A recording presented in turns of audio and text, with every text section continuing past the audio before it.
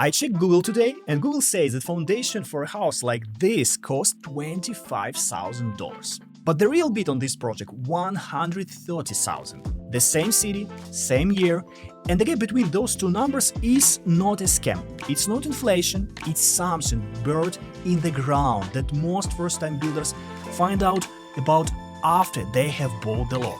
So 7 foundation types, real bids, cheapest to most expensive. But you don't actually get to pick from this list. Something under your feet already pick it for you. Okay, here is the frame for this whole video. Every foundation has 2 price tags. The number you see, that's the national average Google shows you. That's what I found. And the number that's real, what your soil, your slope, and your city actually charge you. And one thing before we start, so the numbers don't confuse you. For every foundation, I'll give you the national average first. That's our baseline. So we are comparing apples to apples across all 7 types. But real prices swing hard from state to state and soil to soil. In an expensive metro like Austin, and it's the same story in LA, for example, or New York, in a hot construction market, the real bids run way above that average. But in a rural area, you'll often land below it. So national number for the ranking, real expert numbers for the truth. And I even make a spreadsheet for you to check these numbers and run for your project. 7 foundation types, cheapest to most expensive. For each one, the cost for a 2,500 square foot house, why it exists, and the trap nobody mentions. And the expert numbers aren't mine. I spent a full day together with my friend Archie, a concrete contractor here in Austin who came out of heavy civil engineering, building bridges before houses. And he's the guy builders call when the lot is too steep or too hard for everyone else. I watched his crew work and I wrote everything down. So let's start at the bottom of the price list. Okay, number 1, the monolithic slab. The number you see, $15,000 to $35,000 and about $5 to $14 per square foot. So why this type of foundation is the cheapest? Just one word, poor. So the footing and the floor go down as a single piece of concrete in a single day, 1 crew minimum digging. That's why about 60% of all new houses in America sit on one of these. So for example, if you're building in Texas, Florida, Arizona, this is by the default. And here is something that surprised me watching it happen. The crew starts pouring at 5 or 6 in the morning, and by 4 in the afternoon, they are already working on it. The concrete is already at about 70% strength at the same day. And actually, framing can start in 7 days, and the full strength in 28. Guys, if you're still watching at this part, thank you. I'm Metro Bonder, come for your first dream home and stay for the part of it that takes 10% of your budget and half the total weight of the house. Concrete is that heavy. Next to it, for example, your lumber or frame is basically packing foam. Okay, let's back to the money. But here is a number you see versus a number that is real. 15 to 35,000, that's a national baseline. Now the real one. Remember the Archie, the Austin concrete contractor whose job sites I spent the day on. His actual bids run $16 to $30 a square foot. 18 to 20 is typical. That's 40 to 50,000 for the same house. Nearly double the Google number and nobody cheating you. And you know why? Because Austin labor, Austin soil, and Austin rock all built by the hour. Built in rural Texas and your land much closer to the national number. Built in LA or New York and you will wish you had Austin prices. And the trap. Everything under that slab, your plumbing, your electrical conduit gets entubed in stone forever. Which is exactly why there is a little pressure gouge, for example, on the plumbing before every pour. If that needle drops, you have a broken pipe, and a broken pipe found before the pour cost you a day. Found after, and you are renting a jackhammer for your brand new floor. So if a slab already doubles in price on real soil, what happens when the soil itself fights back? That's a foundation number 2, the post-tension slab. $17,000 to $40,000, roughly 10 to 15% over a regular slab. So let me explain this like we are both in a fifth grade. A normal slab with a rebar is like a cracker, strong until the thing under it moves. So a post-tension slab is the same cracker with the steel cables running through it, and after the concrete cures, a special crew comes back and tightens those cables. Now the whole slab is squeezed together from the inside. And it's not a cracker anymore, it's a cracker in a straitjacket. although give it a season and it becomes expensive. With E, the same clay, both spellings. This soil swells up to 30% when rains and shrinks when it's dry, and it pushes on foundations with pressures measured up to 15,000 pounds per square foot. Engineers will tell you expensive soil quietly does more damage to American homes every year than earthquakes. And concrete contractors I've been working with saw post-tension on about a third of Austin projects now, and the engineers keep pushing it. They told me that it handles soil movement about twice as well as rebar. For example, usually it's a hybrid, 90% cables, 10% rebar in the corners. One hard limit to this type of foundation. Post-tension only works on flat lots. The moment your land tilts, you are climbing to number 3, different type of foundation. Number 3, the stem wall foundation. The number you see, 15 to 45,000, $6 to $18 per square foot. And the idea is a two-part system. Part 1, a concrete footing buried below grade, gripping into the ground. Part 2, reinforced wall, the stem rising up out of that footing to carry the structure and lift the finished floor above the dirt. And on a slope, here is a trick. The stems are different heights, short on the uphill side, tall on the downhill side, so the slab sits perfectly level on top.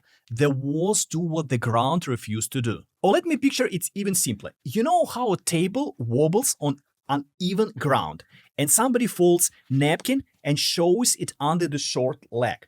A stem wall is that napkin, except it's made of concrete. It runs around the entire house. And on the low side, that napkin can be taller, for example, in this side. But on the other side, it couldn't be very small. And this is where the cost stops being about square footage and starts being about height. Last year, I stood on a hillside job site watching a crew build forms for these walls. And once a wall goes past 8 feet, you can't even pour it in a one shot. The liquid concrete pushes on those wooden forms with thousands of pounds of pressure.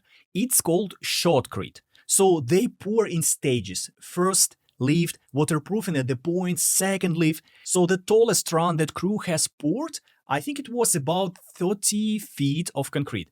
That's a 3-story building before the actual house even starts. Remember that $130,000 foundation from the opening. This is it, a stem wall system on an Austin hill, and this isn't an Austin problem. Same mess on Los Angeles hillside or in Colorado foothills, anywhere the ground refuses to be flat. The steeper the lot, the taller the walls, the bigger the bill. And here is the context that makes it rational. That foundation sits under $1.1 million bill, roughly 10 to 12% of the whole budget in the ground, invisible on day 1 of the tour. Quick pause here, because at this point you might be doing math on your own lot. I put every number from this video into foundation cost breakdown calculator. The same style of spreadsheet we hand people in our builders program. It's free, it's linked below. Plug into your square footage tonight and use it for your purpose. Now, what if instead of fighting in the slope with the concrete walls, you just lifted the house off the ground? That's foundation number 4. Usually it costs about $20,000 to $38,000 or about $80 to $15 a square foot. So concrete piers go into the ground, wood beams span across them, and the house floats on the top with a crawl space underneath. This was the American foundation before the 1960s, and it's actually making a comeback in bad soil areas now, because the piers reach down past the moving clay into the stable ground. So the soil can swell and shrink all it wants. The house isn't standing on it anymore. And it has one superpower no slab will ever have: access. Every pipe, every duct, every wire under your floor stays reachable. Slab house with a leak, it's a jackhammer immediately. Pier and beam house with a leak, a guy with a flashlight crawls under and fixes it. So why isn't everyone using it? Wood. There is lumber sitting 18 inches of damp ground for the next 75 years. Moisture, pest, rot. It's a foundation with a maintenance schedule. A slab is a concrete and silence. Pier and beam is cheaper to fix and more expensive to own. But here is the question you may ask. What if pier and beam go down maybe a few feet more? What happens when the bed soil goes, for example, to 20 feet? Now, nobody's asking you what foundation you want. Foundation number 5, deep piers and pilings. And notice the wording changed here. Isn't a foundation you pick, it's a foundation you get sentenced to.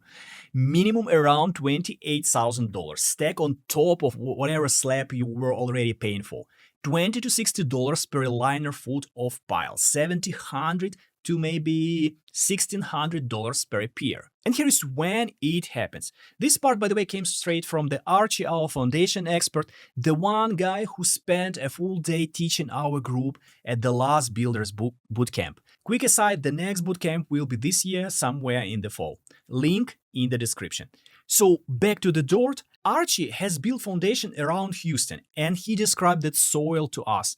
In some areas, it's a soft 12 to 16 feet down. You have two options. Option 1, excavate the entire pad and truck in 100 plus loads of engineered fill, compacted 6 inches at a time. Option 2, drill piers down to stable ground and tie them into the slab with a rebar. The piers usually win.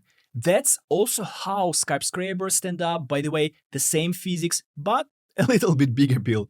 And this is the moment the whole video pirates, because who decided you need deep piers? Not you, not your architect. A $2,700 soil report decided. A geotechnical engineer drills 2 holes in your lot and hands you structural engineer the verdict. Your lot picked your foundation. You just get the invoice. That's it. That's how it works. So hold that thought for a second, because it explains everything about the 2 most expensive entries on this list, starting with the one Texas almost never builds. And number 6, the full basement, $60,000 to $125,000 for the structural shell, $25 to $50 a square foot before I finish a single wall inside. Quick story. A while back, I was visiting my good friend in Boston, beautiful house, almost 4,000 square feet, and I stayed with them for 2 nights. The room I slept in, technically it was the basement, and honestly it's one of the most nicest room in the house. Warm, well designed.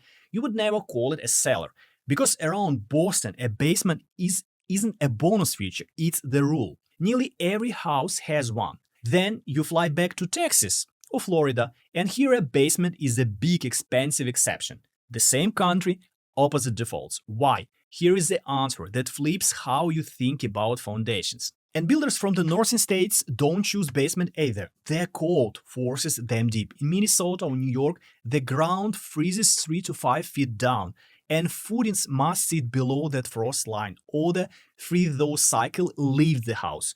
So they're already digging a 5-foot hole around the entire home. At that point, finishing the hole into the basement is the cheapest square footage they'll ever buy. $25 to $50 a foot versus $150 or $250 for building the same space above ground. But Texas or Florida or Arizona has no frost line to chase. Every foot of digging here is a poor added cost, and what's down there fighting in you? Expensive clay that crushes bird walls, or hill country limestone that laughs at your excavator. Same rule as the deep piers. So the ground made the decision. Up north, the ground says dig. Down here, the ground says don't. But there is exactly one case where slope, the thing that made foundation number 3 cost $130,000, actually pays back. And now the last type of foundation. The Walkout basement, $60,000 to $137,000, the most expensive entry on this list. So it's a basement built into the slope. One side bird, the other side opens at ground level with the real doors and real windows. And here is a small paradox. It can cost slightly less than a full basement because the open side needs less digging. The slope that punishes the stem wall subsidizes the walkout. And I've seen this exactly once in my history. One builder from Austin, whose project I follow, builds about 25 houses, and exactly one of them has anything like a basement. And even that one only exists because the house sits on the slope and the owners wanted their pool equipment hidden under the house instead of parked into the yard. So technically, it's a basement. In reality, it's utility room the slope made possible.